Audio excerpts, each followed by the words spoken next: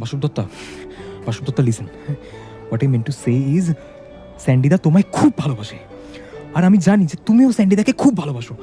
তুমি জাস্ট বিয়ে জিনিসটাকে একটু ভয় পাচ্ছ, কিন্তু বিশ্বাস করো, একটু টাইম দাও, দেখবে ভয়টা কেটে গেছে।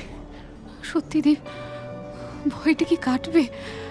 আমি না কিচ্ছু বুঝতে পারছি না। আমি খুব ভুল করেছি জানো দীপ।